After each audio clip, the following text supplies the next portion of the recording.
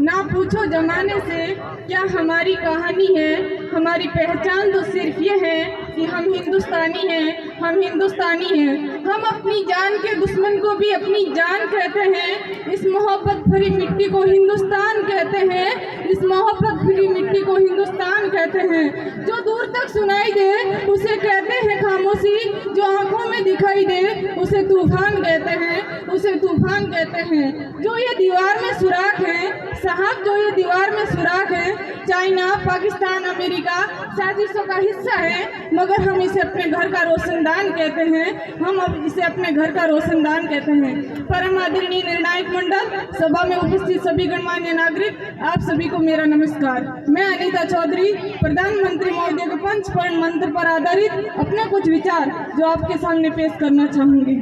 मुझे नाज है, हमें नाज है, हम किस्मत वाले हैं, हम सौभाग्यशाली हैं कि हमें ये भारत भूमि नसीब हुई, क्योंकि ये ऋषि मुनियों की भूमि है, ये तपोभूमि है। यहाँ पर भगवान राम कृष्ण शिव जी ने जन्म लेकर दुनिया को जीवन जीने का रास्ता दिया।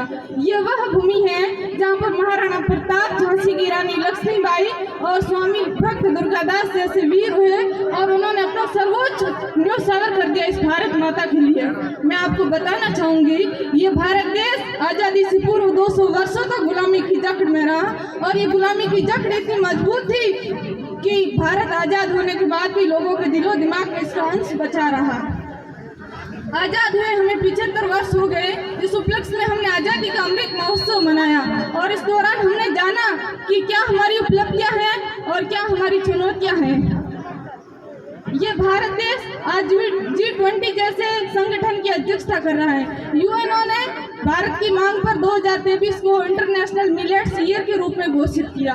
हमने 61, 62, 65, 71 के युद्धों का बहादुरी के साथ सामना किया, जिस दौरान सुहाग गवा देने वाली औरत जिसके घर के हालात ये हो जाया करते थे कि प्यार भी भरपूर गया, मांग का सिंदूर गया, नन्ही नोनी हालों की लंगोटियां चली गई, छोटी छोटी बेटियों की छोटियां चली गई, बाप की कमाई गई, भाई की पढ़ाई गई।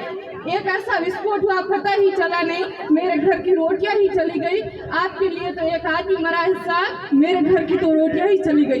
वाले हालात पैदा हो जाने के बावजूद भी एक माँ अपने बेटे को सरहद पर दुश्मन की धज्जियां उड़ाने के लिए भेज दिया करती थी और कहती थी, पत्र लिखकर कहती थी कि अम्मा ने खत लिखा है बड़े ही चाव से, पुत्र मेरे ना घबरा जाना, 1 इंच भी पीछे न हटना, चाहे इंच इंच कट जाना।